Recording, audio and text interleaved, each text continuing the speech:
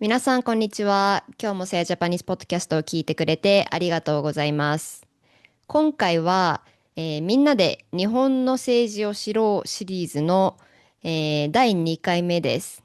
どんなシリーズかと言いますと、私は昔は日本の政治のことを全然、知ろうとしなかったし、興味がなかったんですけれども、まあ、そんなんで日本の社会のことを文句言うのはかなり恥ずかしいということで、ポッドキャストで皆さんにお伝えすることで、私も一緒に勉強しながら皆さんにも知ってもらうという企画でございます。第1回目は安倍元首相が殺害された事件について解説をしたので、もしまだ見てない人がいたら見てみてください。で、今回はですね、皆さんご存知のように、日本で初めての女性の首相としても話題になっていた高市首相なんですけれども、彼女が最近、急に衆議院を解散しました。解散の、理由としては、首相が人気がないから辞職するっていうこともあるんですけれども、今回は首相の人気がある頃に解散してもう一度、総選挙を行うことで、もっと首相とか首相が属している、政党の意見が通りやすい、議会を作りたいっていうタイプの解散になっていると言われています。で、かなり急に行われたので、そもそも解散に対する批判っていうのもたくさんありますが、まあ、それは今回は置いといて、これを機に日本にどんな政党があるのかとか、どんなことが今日本で話題になっているというか、日本人は気にかけているかっていうのを、シェアしていきたいと思います。日本の政治のことをほとんど知らなくても全然大丈夫です。難しいことはあまり喋らず、まあ、正直に言えば表面的なことをお話ししていくので、ぜひ今まで気にしたことがないとか、あまり何が起こっているのか知らないっていう人も、えーっと、聞いてみてほしいです。まずはですね、今どんなことが日本で問題となっているか、どんなことを国民は気にしているのか、えーまあ、いわゆる選挙の争点ですね、主要な争点を紹介していきます。やっぱり経済が一番今話題になっていますね。物価高騰とかっていうのは政治にあんまり興味がない人でも分かっちゃうくらい本当に今悪化しているので、やっぱりそこがどの政党も一番気にかけているし、国民もやっぱりそこが気になるのかなと思います。日本はもうずっと長い間、不景気なので、まあ、この不景気をどう、回復していくかっていうのが、争点になっているんですけれども、まあ、一番わかりやすいのが、消費税の減税ですね。政党によって食品の消費税だけ下げるとか、消費税をゼロにするとか、あとは消費税を5%にするとか、消費税を減らすっていうのは国民にとってもすごく分かりやすいことなので、ここをやっぱり、中心として公約を作っているというところが多いです。それから少子高齢化ですね。まあ、これも経済に大きく関わっているんですけれども、日本ではどんどん出生率が低くなっていて、年金を受給している世代がとても、人が多くて、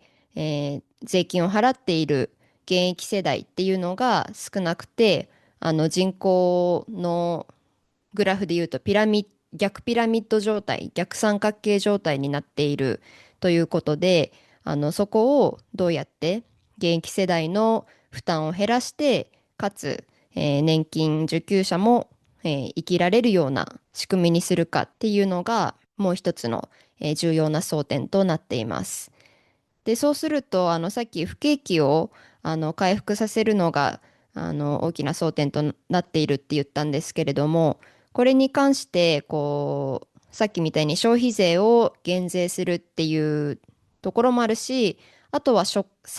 会保障制度を改善するっていうところもあって、まあ、つまりは保険金とか社会保障金を減らすことで現役世代の負担を減らすっていうのがいくつかの党が掲げていることなんですけれども、そうするとこの少子高齢化の社会でそういった社会保障金が少なくなってしまうと、じゃあ今度はどうやって高齢者の世代を支えていくのかっていうことで、その財源がどこから来ているかっていうのは突っ込まれやすいというか、批判されやすいポイントとなっています。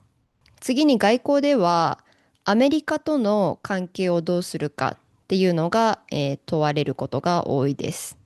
普段の、日常的なニュースを見ていると、中国とか韓国、北朝鮮との、関係とか外交について触れられていることが多いんですけれども、選挙での政党同士の比較となると、アメリカとの関係が問われることが多いです。例えば今の首相が属している自民党っていうのは、アメリカと手を組んでというか、アメリカの言うことを聞くっていうタイプなんですけれども、それに対して野党、他の党は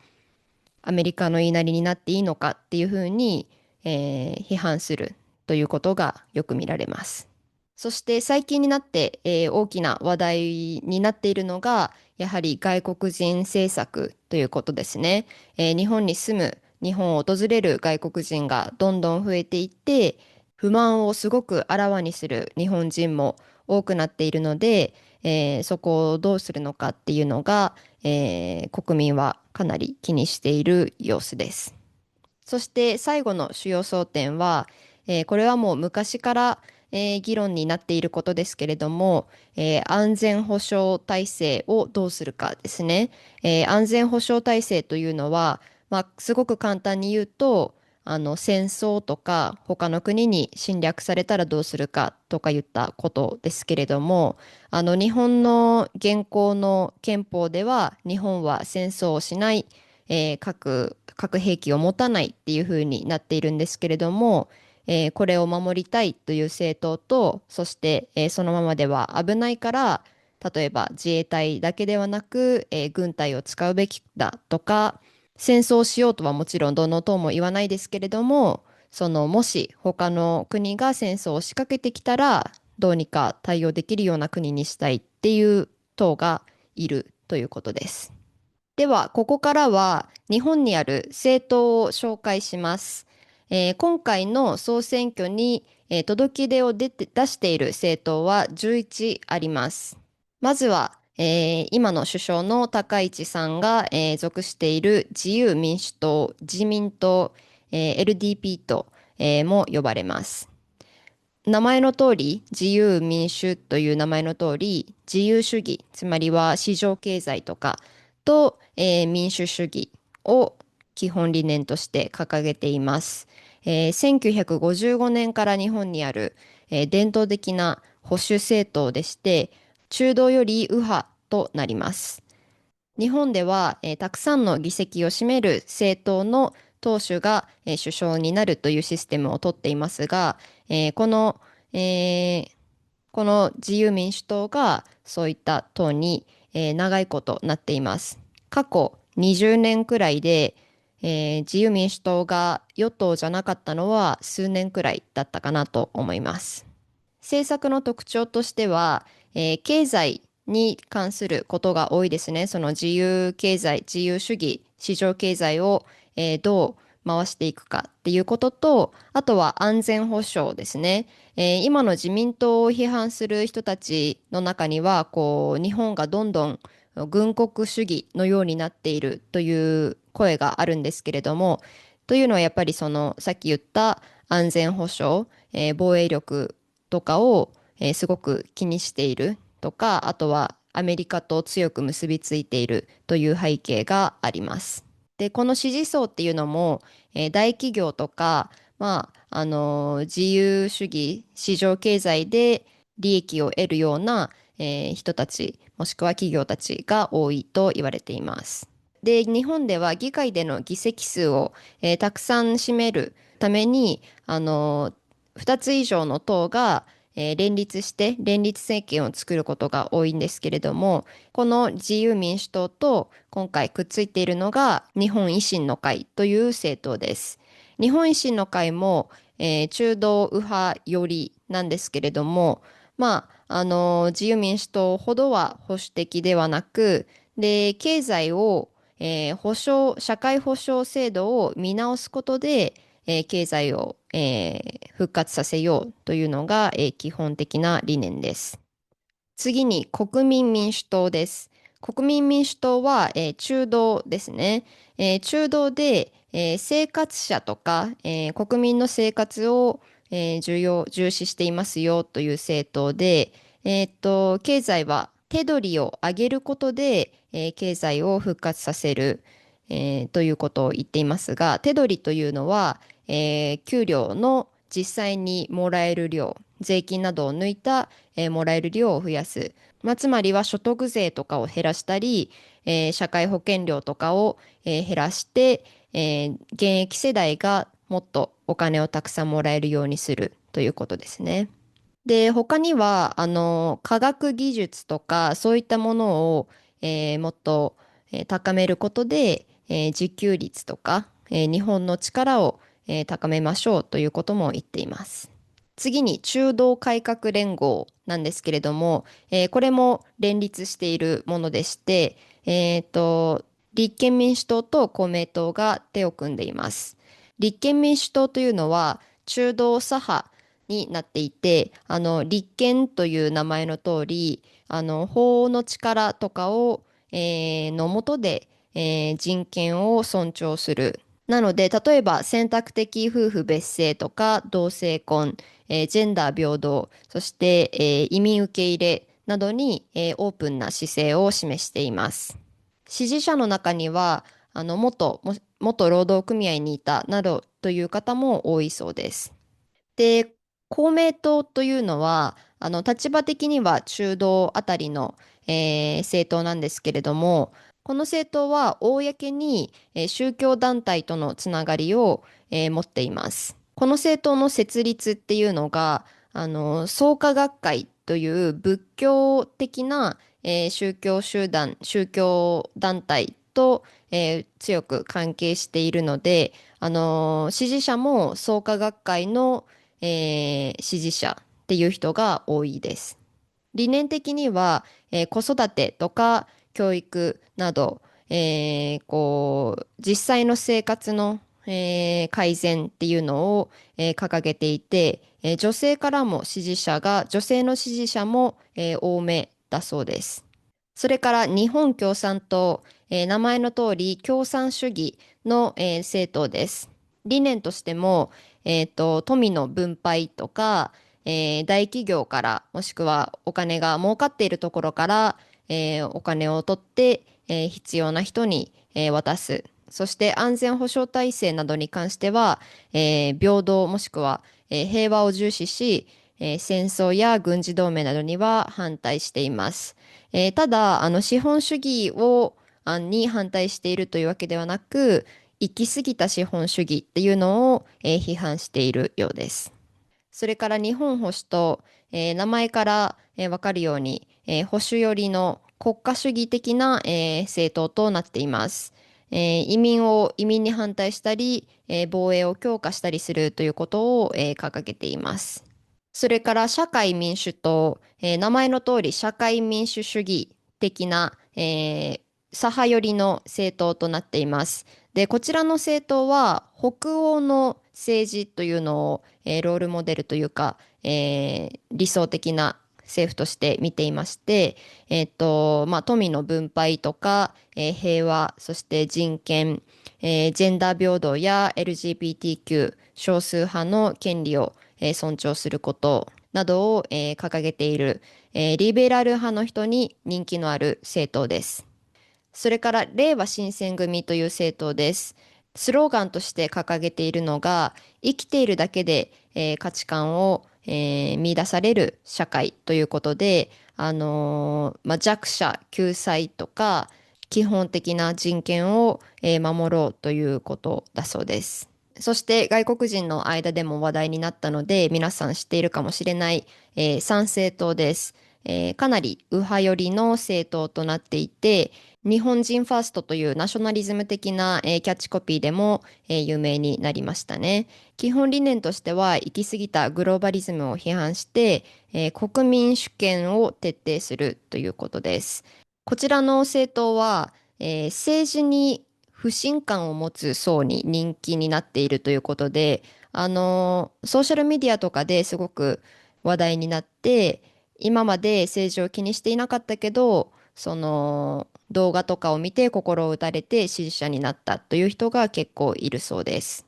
最後にチーム未来という、とても新しいというか最近目にするようになった政党です。党首討論とかでも党首の方が並んでいるとすごく分かりやすいんですけれども、トップの、安野さんという方は35歳で、見た目も着飾り方とかも周りの人とは、全然違うなという感じがして、まあ新しさというのもありますし、基本理念としては子育てとか、若者が、もっと生きやすい、未来のための、政治をということになっています。以上が、まあ、主要な政党の説明でしたが、ここから、今回の衆議院選挙で各政党がどんなことを掲げていて、どんなことが争点になっているかっていうのを、説明しますが、内容はたくさんあって、全部それぞれ説明するとかなり時間が経ってしまうし、まあ、そんなに面白くないかなというか、それだったら、自分で調べてもらった方がより確実な内容がわかると思うので、今回私は、先日行われた日本記者クラブという、団体による、党首討論の中身を使ってお話しすることにしました。というのも、日本記者クラブさんによる、党首討論では、冒頭に各政党の党首が、まあ、キャッチコピーというか、今一番訴えたいことを紙に書いて示して、それを1分間で、説明するっていうのをやったんですね。で、もちろんこういうキャッチコピーとか公約って実際にやってもらえるかっていうのは、ちょっと確かではないですよね、どの政党も。で、ただ、こういうキャッチコピーって、やっぱり国民の、注意を引きたい、国民に支持してもらいたいという思いでやってるので、今、日本人が気にしていることとか、今、日本人が欲しいことっていうのを一番簡単に表しているのかなと思って、これを使って、このキャッチコピーと、その1分間の説明を使って、今の日本の、状況というか、様子をお伝えすることにしました。では、自民党から始めていきます。自民党の、一言は、責任ある積極財政への大転換でした。まあ、高市さんが、首相になった選挙とか、その前後でも、彼女は、積極的な経済をやっていくっていうのが、まあ、強気な経済政策を、掲げているのが、よく知られていますが、今回もそれを推していくようですね。まあ、やはりさっきも言ったように物価高騰がすごく、分かりやすくなってきていますので、まあ、そこをどうにかしたいというか、どうにかしたいという気持ちもあるし、国民もどうにかしてほしいと思っているということですね。私も日本に帰るたんびに、一番物価高騰に気づくのが、コンビニのおにぎりの値段ですね。あれが私にとっては一番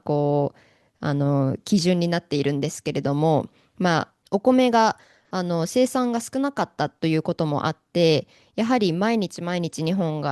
人が毎日食べるお米が高くなっているっていうことで、去年は毎日のようにそのお米のニュースを目にしましたね。で、今回の選挙で高市首相が、注目を集めているというか、まあよく聞かれるっていうのが、消費税を2年間ゼロにするという発言です。食料品の消費税を2年間ゼロにするということで、他の党の人たちが消費税は5%とかに、5%にするとか、あとはゼロにするけど、段階的にやっていくという中で、高市さんは2年間完全にゼロにするということを、言っています。で、まあ、消費税をゼロにすることで、皆さん物を買いやすくなるとは思うんですけれども、財源をどこから持ってくるかとか、いつからこれが始まるかっていう質問に対して、まあ、あんまりはっきりとした答えは出ていないというのと、あとは、飲食店業界からも批判が上がっていて、もちろん食料品の消費税をゼロにするとそっちの方が安くなりますから、こうレストランに行こうとかいう人は減っていくんじゃないか。それからまあ2年間だけとなると、じゃあそのスーパーとかからしたら値段の表示を全部変えて、システムを全部変えて、やっと、準備ができたと思ったら、もう2年後、また元に戻るので、長期的にいい政策ではないといった、批判の声もあります。次に中道改革連合、さっき言った、立憲民主党と公明党のが手を組んでいるものですが、キャッチコピーは生活者ファーストですね。こちらも食料品消費税8%をゼロにするということなんですけれども、自民党との違いは2年間だけではなく、恒久的に、そして段階的に行っていくということだそうです。で、ニーサについて触れられています。皆さん、ニーサって聞いたことありますか？今、日本人と話していると、よく、耳にする言葉ですし、確か、えー流行語大賞の候補とかにも上がったことがあると思うんですけれども、ニーサというのは、国が作った投資制度のことで、投資で得た利益に税金がかからない仕組みで、今まで投資などをしてこなかった人も結構使っている制度なんですね。というのも、先ほど言ったように物価高ということもありますし、少子高齢化で、まあ、将来自分が年金をもらえるかどうかっていうのが、あまりちゃんと確証されていない状態なので、皆さん退職後に向けて今から投資をしているということで、私の周りでも家族とか友達とか結構ニーサをやっているという人が、いますね。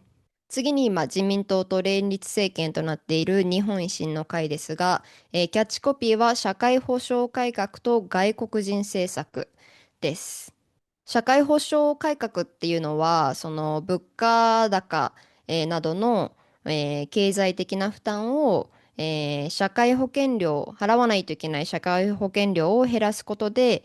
軽くしようということなんですけれども、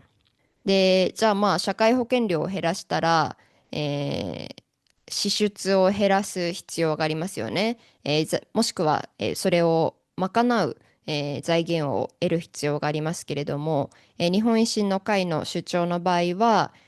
高齢者にかかる医療費を減らすということを、掲げています。というのは、日本では、医療費は基本的に、3割自己負担となります。で、高齢になると年齢とかもしくはその健康の、状態に応じてこの自己負担が減るという仕組みがあるんですけれども、これをなくすもしくは緩和することで高齢者ももっと、医療費を自分で払って、その分そこに使われる医療費を減らすとか、あとはその病院とかの薬とかの体制を見直す。例えばシステムがしっかりしていないせいで、違う病院に何箇所も行って、その分医療費が増えちゃうとかいうことなどを減らすなど、掲げています。まあ、どうなんでしょうね。ニュースでは、高齢者の年金生活もかなり厳しくなっているっていうのをよく見るんですね。年金がそんなにないので、退職した後は、すごくお金を使わないように生活しているということですね。なので、まあ、これが実現されると、一部の高齢者への影響はかなり大きくなりそうですね。で、外国人政策も、キャッチコピーの中に入っていますが、これは外国人を受け入れないというわけではなく、少子高齢化の中で働く人を増やすために、やっぱり外国人は必要なんだけど、もっとその規制を強めるということだそうで、実際にこの自民党と日本維新の会の、連立政権になってからいくつか、決定されたもしくは話が進められている外国人政策というのがありますね。まあ、基本的には、ビザを取るための、ルールを厳しくしたり、皆さんも聞いたかもしれないのは永住権を取るには、日本語の、ある程度の日本語レベルが必要だなどですね。次に国民民主党のキャッチコピーは、政策実現する野党、もっと手取りを増やすということです。さっきから勝手にキャッチコピーと呼んでいるのですが、実際にこれは政党のオフィシャルなキャッチコピーではなく、その日本記者クラブで、言われた、今一番訴えたい一言というだけですので、ご理解ください。国民民主党はさっきも言ったように、その手取りを増やすということで経済を回していくという政党なんですけれども、1分間の説明の中で、独身税という言葉が、使われました。皆さんこれ聞いたことありますか？独身税といっても正式には子ども子育て支援金と呼ばれている制度で、社会保険料に上乗せして、子育て家庭を支援するためのお金を集めるという制度です。まあ、つまりは社会保険料がちょっと増えるということなんですけれども、これが全員にとって同じ政策、その子供がいる家庭もいない人も全員払うので、その独身もしくは子供がいない人にとっては、こう自分への利益がないので、不利だということで、まあ、損だということで、独身税とも呼ばれています。まあ私の意見で言うと、私は結婚していないし、子供を産むこともあんまりしたくないなと思っているんですけれども、まあ誰かが子供を産まないといけないわけですし、で、子育てしている家庭を見ていると本当に大変そうなので、私がしたくないからしないという選択肢を取っていて、で、その中で金銭的にも体力的にも精神的にも大変な子育てをしてくれている、人たちがいる。そしてその人たちのおかげで、まあ、日本人が居続けている。その日本人が絶滅しないということなので、まあ、そういった方々に税金を払うことで別の形で社会に貢献できるなら私はいいかなと、そう思っています。次に参政党ですが、キャッチコピーは一人一人が日本。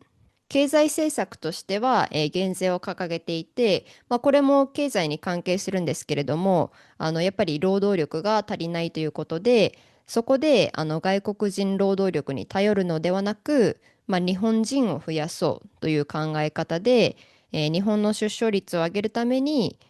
ための子育て政策とか、そういったものを掲げています。